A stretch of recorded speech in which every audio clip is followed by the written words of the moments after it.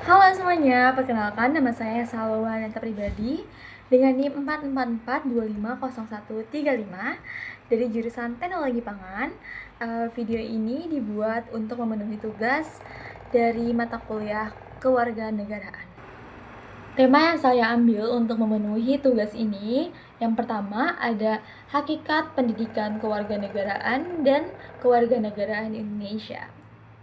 Yang pertama, kenapa sih kita harus belajar pendidikan kewarganegaraan? Kita semua pasti pernah mendapatkan mata pelajaran atau mata kuliah PKN di jenjang sekolah dasar, SMP, SMA maupun di perkuliahan sekarang.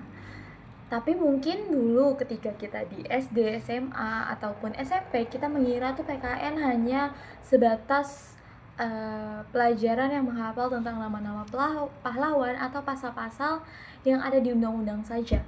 Namun, ternyata pendidikan kewarganegaraan ini itu lebih dalam dari sekedar hafalan-hafalan tadi. PKN ini adalah bekal nyata bagi kita untuk menjalani kehidupan sehari-hari sebagai warga negara yang baik. Hal ini tuh sangat penting agar kita tahu batasan diri dan menjunjung tinggi etika atau moral dasar dan mengerti cara menjaga persatuan dan kesatuan negeri ini. Nilai-nilai yang ada di kewarganegaraan ini sebenarnya sudah hadir di hal-hal kecil yang ada di hidup kita ataupun di sekitar sehari-hari. Contohnya di kampus, kalau misalnya kita sedang lagi di kantin, terus kita lagi mau ngantri beli makanan, kita tuh pasti mengantri, itu salah satunya. Terus cara kita bagaimana menghargai dan menghormati pendapat orang lain ketika sedang berdiskusi kelompok, itu juga salah satu cara kita menerapkan ilmu kewarganegaraan itu di kehidupan kita sehari-hari. Nah, saya punya kesempatan untuk mewawancarai salah satu narasumber untuk mengetahui pandangan beliau bagaimana kenapa sih belajar PKN itu penting untuk kita dan apa dampaknya di kehidupan sehari-hari. Ini dia video wawancaranya. Halo Kak, Halo. perkenalkan nama aku Salwan Nenta Pribadi dari Iya. jurusan Teknologi Pangan. Iya. Ini tuh aku mau nanya, menurut Kakak, seberapa penting sih kita tuh belajar PKN di zaman sekarang?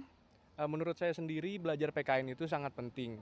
Sebab zaman sekarang ini banyak tersebar hoaks-hoaks dan berita-berita palsu khususnya di media sosial. Nah, PKN ini bertindak sebagai kompas atau pengarah agar kita tidak tersesat dan kita terus mengingat apa saja batasan hak-hak yang bisa kita miliki. Oke, terima kasih.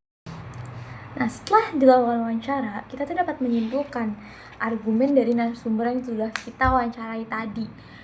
Nah, narasumber kita itu menekankan kalau PKN ini tuh bukan cuma teori yang kita pelajari di kelas, tapi juga merupakan pedoman nyata atau filter utama kita dalam menangkal informasi-informasi yang kita dapatkan. Mungkin aja informasi yang kita dapat itu adalah informasi yang palsu atau hoax maupun yang mengandung sara atau memancing kita untuk melakukan adu domba, guys. Kita bicara tentang analogi. PKN itu kita dapat analoginya sebagai alat navigasi atau kompas yang dapat kita gunakan di tengah lebatnya hutan informasi.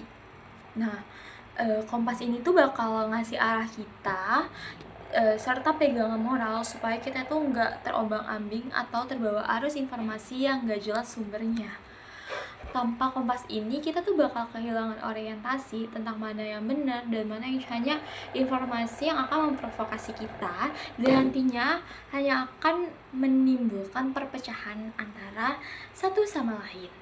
Terus apa sih dampaknya kalau kita tuh nggak punya dasar PKN yang kuat, guys? Nah, sebagai generasi muda, kita tuh gampang banget tersesat di tengah tumpukannya berita-berita palsu atau disinformasi yang sengaja dibuat oleh orang-orang yang tidak bertanggung jawab untuk memecah belah kita. Dampaknya pastinya kita akan kehilangan rasa toleransi, terus kita juga bisa jadi egois, akan muncul konflik antar individu, dan kehilangan identitas kita sebagai warga negara Indonesia yang ideologi negara kita aja lebih Bhinneka Tunggal Ika, Pancasila, yang artinya meskipun berbeda kita akan tetap satu jua, kita akan selalu bersatu. Nah, oleh karena itu, hal ini juga bisa jadi pengingat kita, terutama kita mahasiswa nih, kita bukan cuma jago vokal atau menuntut hak-hak kita, tapi kita juga harus punya kesadaran tinggi akan keseimbangan. Kita harus tahu batasannya, serta tanggung jawab kita sebagai warga negara yang baik. Intinya, pemahaman PKN itu tuh bakal bantu kita untuk menyeimbangkan antara mana hak kita dan kewajiban kita yang kita jalankan. Tujuannya jelas banget, supaya tercipta kehidupan bermasyarakat yang jauh lebih seimbang, toleran, harmoni, baik di lingkungan kampus maupun tengah-tengah masyarakat yang luas nantinya. Dan dengan adanya ilmu PKN ini, kita jadi lebih tahu gitu moral-moral yang memang ada di lingkungan, sehingga kita juga akan berperilaku lebih baik lagi. Sehingga karena kita sudah mempunyai pedoman kehidupan yang baik, insya Allah Indonesia pun akan menjadi baik-baik saja. Nah, kesimpulannya, PKN ini tuh bukan cuma tentang dapat nilai bagus, tapi bagaimana kita punya sesuatu batasan dalam kita bertindak di zaman yang informasinya tuh banyak banget yang negatif, banyak banget yang adu domba. Jadi yuk, kita sebagai mahasiswa ini bukan cuma pintar secara akademis yang kita cuma ngerjain tugas, ngumpulin, dapat nilai bagus, tapi juga bagaimana kita bijak secara perilaku dan pikiran. Cara simpelnya gimana sih? Cara simpelnya dari hal-hal kita menghargai perbedaan, menaati aturan, dan nggak gampang kemakan atau keombang-ambing dengan adanya informasi yang beredar yang belum tentu kebenarannya. Kita masuk tema yang kedua, yaitu kewarganegaraan Indonesia dengan judul Hak Saya, Kewajiban Saya. Jadi teman-teman tuh pasti tahu dong apa arti hak dan kewajiban itu. Di sini kita disclaimer dulu akan membahas tentang hak kewajiban di skala bernegara ya. Nah, perbedaannya tuh pasti cukup jelas ya antara hak dan kewajiban ini. Hak sendiri adalah segala sesuatu yang kita terima atau dapatkan dari negara sebagai jaminan perlindungan. Sementara kewajiban adalah segala bentuk kontribusi atau tanggung jawab kita yang akan kita berikan kepada negara. Tapi perlu diingat, dalam praktiknya keduanya nggak boleh ditimpang atau nggak boleh setengah-setengah, harus imbang. Di tengah masyarakat kita nggak boleh jadi pribadi yang egois. Kenapa? Karena menuntut hak secara berlebihan tanpa mau menjalankan kewajiban kita itu adalah sebuah kearoganan. Itu tandanya kita mau seenaknya aja tanpa peduli kalau fasilitas atau keamanan yang kita nikmati itu juga butuh kerjasama semua pihak untuk menjaganya, bukan cuma pemerintah doang, tapi kita juga butuh menjaganya. Kayak contohnya ada transportasi umum, trotoar yang sudah diberikan oleh pemerintah, kita harus menjaga dengan cara jangan buang sampah sembarangan di transportasi umum, jangan gunakan trotoar sebagai hak pejalan kaki untuk berjualan. Nah, tapi sebaliknya kita juga nggak bisa terus-terusan dipaksa untuk menjalankan kewajiban, karena kalau kita dipaksa terus tapi hak dasar kita sebagai manusia itu diabaikan atau tidak dipenuhi, sama aja penindasan. Sebenarnya jadi kita punya sebuah kata-kata, negara yang sehat adalah negara yang bisa menjamin hak rakyatnya. Begitupun juga dengan rakyat. Rakyat yang hebat atau rakyat yang baik adalah rakyat yang sadar akan tanggung jawab atau kewajibannya. Kuncinya itu cuma satu, yaitu keseimbangan. Kita perlu paham bahwa hak kita dibatasi oleh hak orang lain yang tidak bisa kita ambil. Kita punya hak untuk bersuara, tapi kita juga punya hak untuk berbicara dengan sopan dan tidak meninggalkan kita. Kita punya hak untuk menggunakan fasilitas umum, tapi kita juga punya kewajiban untuk menjaga fasilitas tersebut. Nah, aku punya kesempatan untuk mewawancarai dua narasumber yang aku temui di kampus untuk menanyakan sebenarnya kita tuh sudah menjalankan hak dan kewajiban kita belum sih, dan apakah orang-orang di sekitar mereka itu lebih menuntut hak atau kewajibannya?